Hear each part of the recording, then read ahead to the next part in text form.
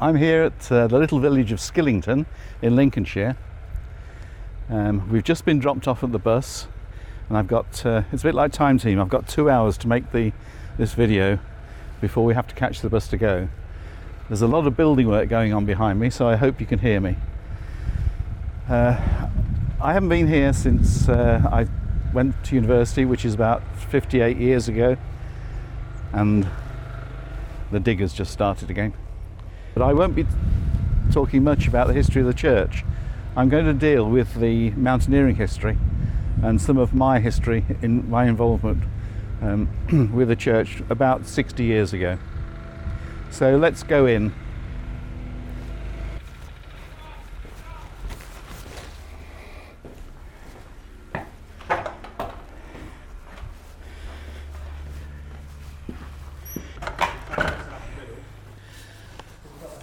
So there are two windows in here that I'm going to look at, one on the south aisle and one in the chancel. We're going to go to the chancel first.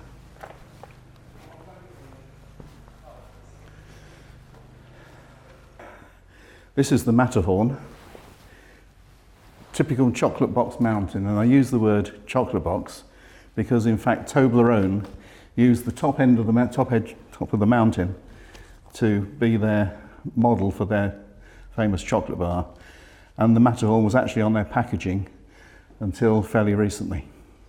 Bearing in mind I've never actually seen this mountain, let alone climbed it, I'm going to do the best I can to explain. So we're looking at from Zermatt, and straight up the middle is the route that they took. That's the Hornley Ridge. There's the north face on that side. It's still considered to be one of the most dangerous mountains to climb, with over 600 deaths on it. But quite a lot of people climb it. It was first climbed by Edward Whymper in 1865. Whymper was pretty much a driven man. This was his 8th attempt. He had tried it 7 times before. And the party came about in almost an accidental way.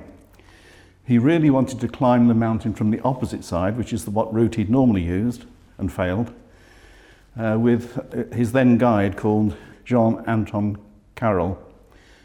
But when he asked him, he was a bit evasive, and he said that he'd already been employed by one of his other clients, and he couldn't do it. So the next day, Whymper got up, and he'd actually seen Carroll leave. And he asked round, and he said, well, he's going up the Matterhorn. And he remarked in a very Victorian way that he'd been humbugged and bamboozled. There were no guides left to take him up that way, so he headed over the pass to Zermatt, and on his way he met Lord Francis Douglas, who had a guide, young Peter Taugwalder. And they agreed to partner up with each other and do the climb the next day. They stayed at the hotel in Zermatt called Monte Rosa, and over dinner, they realised that somebody else was going to attempt the mountain, and that was Charles Hudson, who was the vicar here, and Douglas Hadow, and his guide, Michel Croz. They got together and agreed that they would form one party because it was inadvisable to have lots of different parties on the route. So they all got together. The party they ended up with consisted of Whymper, old Peter Taugwalder, who'd agreed to be another guide, young Peter Taugwalder, Lord Francis Douglas, Douglas Hadow, Charles Hudson, and Michel Croz. In the book called Scrambles on the Alps by Whymper, he goes on the defensive quite early on in this book, and he says about Douglas Hadow, who was only known to Charles Hudson, before admitting his friend, Mr. Hadow, I took the precaution of asking what he had done in the Alps. And as well as I remember, Mr. Hudson's reply was, Mr. Hadow has done Mont Blanc in less time than most men. You'll find that throughout this, Whymper keeps going on the defensive. So they went mostly up the Hornley Ridge, which is this one in the middle of this picture, I believe. It went relatively easy. They thought it was going to be quite difficult, but they describe it as a staircase when they get most of the way up. Very close to the top, they had to move onto the north face, and Douglas Haddow started having problems. He obviously wasn't as skilled a climber as the rest of the party, and they were continued being held up by him.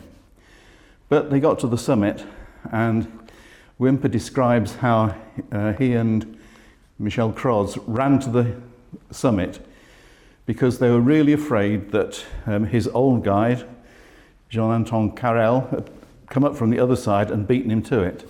But when they got there were no footsteps, and looking over the edge, they could actually see the other party some distance below them. They attracted their attention by the very non-mountaineering ploy of throwing stones down the mountain face. So they waited about an hour on the summit, and then they started getting ready to go down. So the order to go down was Michel Croz, Douglas Haddow, Charles Hudson, Lord Francis Douglas, old Peter Taugwalder, Whymper, and young Peter Taugwalder bringing up the rear. They had only gone a short way down, in fact, at the point where they had to go onto the north face on the way up. At that point, Douglas Haddow slipped off the rock and fell into the back of Michel Croz and knocked them both off. They dragged Charles Hudson, the vicar here, off the mountain. He dragged Lord Francis Douglas off, and it was only when Peter Taugwalder saw what was happening and hung onto the rock that momentarily he stopped them sliding down the hillside. Unfortunately, at that point, the rope broke between old Peter Taugwalder and Lord Francis Douglas, and the four bottom people slid off out of sight down the mountain. For about 30 minutes, none of them moved. I think they were all in shock. But eventually they sorted themselves out and in fact got down relatively easily. The bodies of the people that slipped down the face, most of them were found, or 3 of them were found next day. I don't think Lord Francis Douglas was ever found, but the other 3 were. What followed then would probably be, in modern parlance, be called Ropegate. The guides realised that the rope shouldn't have broken. They looked at it, and Whymper himself remarked that it was not their strongest rope, or even one of the ropes that they should have been using. It was intended to use as a fixed rope if they had to leave a rope on the mountain. So they shouldn't have been using that rope at all. There was a lot of controversy about this. They blamed old Peter Taugwalder as being the guide in charge of the party, really. And some even suggested that he cut the rope to protect himself. Whymper himself said that couldn't have happened, but he did point out that while it was happening, I was 100 feet or more from the others and unable to throw any light on the matter. So tying up of the rope was done when he wasn't there. They shouldn't have used that rope. It broke. And old Peter Taugwalder suffered from this for the rest of his life. I don't think he ever went back to guiding. I think he went to America for a while before he came back. Whymper was very keen to distance himself from the whole thing. He did say that Taugwalder couldn't have cut the rope, but he added in a footnote of Scrambles on the Alp, he said, "There remains, however, the suspicious fact that the rope which broke was the thinnest and weakest one that we had. It is suspicious because it is unlikely that any of the 4 men in front would have selected an old and weak rope when there was an abundance of new and much stronger rope to spare. And on the other hand, because if Taugwalder thought that an accident was likely to happen, it was in his interest to have the weaker rope where it was placed."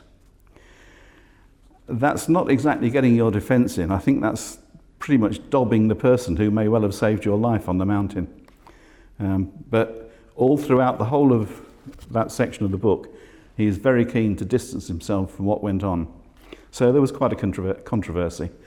And I actually think a lot of that controversy has come into the windows of this church. On the window, we've got the Matterhorn, apparently on a piece of paper, supported by an ice axe. It's a long ice axe, probably the forerunner of what we use nowadays, because they're much shorter nowadays.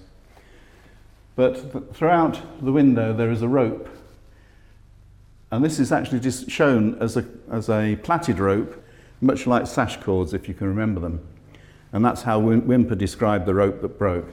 And right at the bottom here, there's a break in the rope, and I think that's a suggestion straight away that probably the vicar here shouldn't have died and wouldn't have died were it not for that break in the rope. Okay, so we're going to go over to the south aisle and look at that window there. So we're in the south aisle now, and this is a memorial window. There's a brass plaque here with 25 names on it, of people, I think, who contributed to producing this window.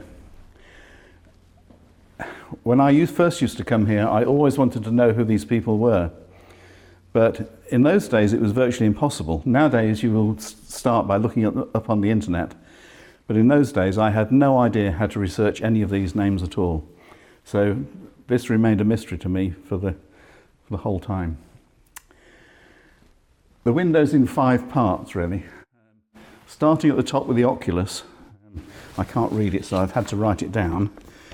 It says, "In quietness, in confidence shall be your strength." And that's apparently from Isaiah 30, saying you should rely on God rather than trying to do everything yourself.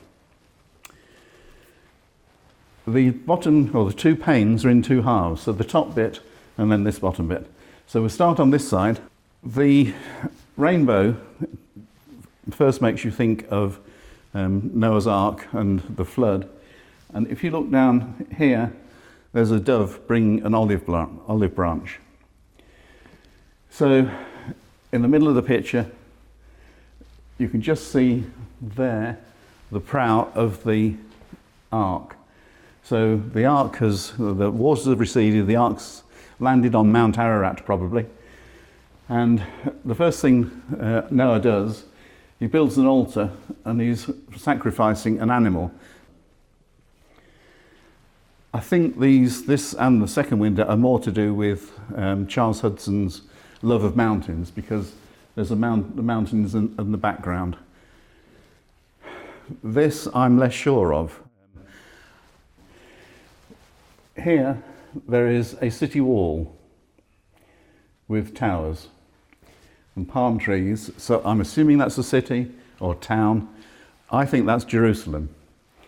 So really what we're saying here is there's a mountain outside Jerusalem. And I believe this is Christ, and at the top of his head there are things that look almost like horns. I've puzzled over those quite a lot. There are lines coming out from them, and I think they are the glazier's representation of the radiance as Christ ascended. So I think this is the ascension from the Mount of Olives, again the mountain connection. So it's the ascension from the Mount of Olives. The bottom of the windows are interesting. This one says, "He will be our guide even unto death," suggesting you should rely on God. This side represents Charles Hudson's work in this church. There's a Bible, the Common Prayer Book, I guess, chalice and pattern, and throughout here, I think it's a grapevine, suggesting either fruitfulness or a connection with the Eucharist. On this side, this is to do with Hudson's mountaineering life. So we have got a pole with a large ball on the end and a spike on the other. That's an alpenstock. It was used by alpine shepherds and taken on by mountaineers. It was really just to help you balance. And in order to cut steps in the snow, the guide who went first actually took an axe with him as well and cut steps with an axe. That was later fastened to the end of the alpenstock instead of the ball to give you a long ice axe, such as the ones we use nowadays. So that's an alpenstock and an ice axe. There's a belt here and a rope attached to it. Now, I wasn't aware that they fastened themselves to a climbing ropes using a belt, but that may well be what that is. When I started climbing, we used to use hemp waistlines to attach ourselves to the rope. You attach the rope to the hemp waistline, and the hemp waistline went round. And that woven belt is performing the same function, I think. Through the belt, there is a climbing rope which sort of emulates the grapevine on the other window. Again, it's a plaited sheathed rope and not a cable-laid rope. And just here, there's a break in it. Most people have spotted the break in the window in the chancel, but very few people mention the break in this window. And you can see there's CH, that's Charles Hudson. It's a shield with his cipher on it, I guess. And if you look at the break in the rope, it's broken such that that shield will fall off. And I think that's an indication that Charles Hudson would still be alive were it not for that rope breaking. And some sort of implication that the controversy about Ropegate, as I called it, was something that was hanging on even long enough for it to be included in this window. The bit on the bottom here is he walked with God and was not, for God took him. Now, there are apparently two people in the Bible who went to heaven or ascended to heaven without dying. One was Enoch, who this is taken from. The other was Elijah. So they're saying he didn't die. I think this is an implication that he shouldn't have died at that point. And I think that's a deliberate use of that phrase, implying that he shouldn't have died. And that may well also fit in with this being the ascension. It's a similar sort of idea. That's about all I can tell you about the windows and the tale of Whymper. The next bit is my personal story involved in this church. In 1966, I was a member of the Peterborough Mountaineering Club, and one of our members was very keen on going to churches whenever he saw them. He worked out and about a lot, drove around a lot. And he found this church and told us about it, so we thought it was worth a visit. So we came here, and we were actually enthralled by this window and the one in the chancel. And after a couple of visits, we actually said, should we buy a visitor's book and present it to the church? We agreed that we would do that. And my father bought a book. We split the cost between us. And we said we'd come here one Sunday, we'd drop the book off, we'd have a walk out around, and then we'd go to Evensong afterwards. And we didn't really want a lot of song and dance about it. We weren't going to put any commemoration in the front of the book. We would just sign it and leave it, and that's how it went. So if we go to the back of the church now. So we arrived here about lunchtime one Sunday in November, and we put the visitor's book here at the time. And we met the verger and told him that we were members of the Peterborough Mountaineering Club and that we were presenting them with the visitor's book, but we didn't want any fuss made over it. We'd just leave it, and that we'd come back for Evensong. So we went out walking in the countryside around here, and the heavens opened basically. we were soaked through, and we got back to the car, every bit of our clothing was soaked. So we stood outside the car in the dark on a November night, eating some sort of meal, ready to come to evensong. In the end, the cold got the better of us, and we decided we'd come early. So we came to the church. It was dark. They had a stove somewhere around here, I think. It was a pot-bellied cast iron stove. And we came in, we couldn't find any lights at all. There were no lights. Nowadays, the first thing you do is pick your mobile phone out and use the torch on the phone. Of course, we didn't have phones in those days, so we had no way of finding. But we could see the stove was alight. So we came and stood around the stove and steamed, basically, for about an hour. So we were standing around here steaming, and the verger came in again, switched the lights on, which I don't know where, and found 4 men standing around steaming. And he had quite a strong nerve, because Nobby, one of my friends, said he only had a slight facial tic indicating his nerves. We spoke to the verger, said we were going to stay to the service, and we went and sat somewhere just here. 4 of us in a row on this seat. And we sat down. We were the first in the church. So the first people arrived, and they were wearing suits and posh frocks, basically. And then more people arrived, and more people arrived. And in very short order, this whole church was full of people, and we had no idea it was that well attended. And the vicar eventually came in, started evensong, and said he'd like to welcome the Bishop of Grantham for who was going to conduct the service, which is why the church was full of congregation. Everybody looked round at us a bit strangely, because we were all in walking clothes. They were all in suits and posh frocks.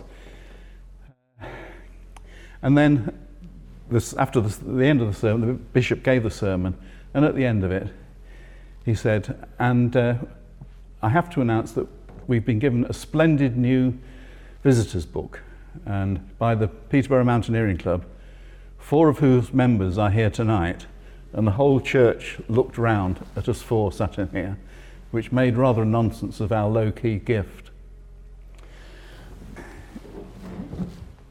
So I've come to the back of the church, to the visitors book,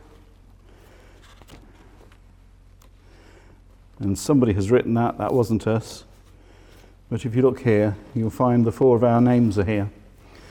So there was Nobby Clark, who I put a picture of him at Llynogwyn in Wales. Fred Rose, who was with us in a walk at Snettisham, and that's the photo of him. Ian Lewis, who I did the Pennine Way with the following year. And me. And this was all in the 27th of November 1966.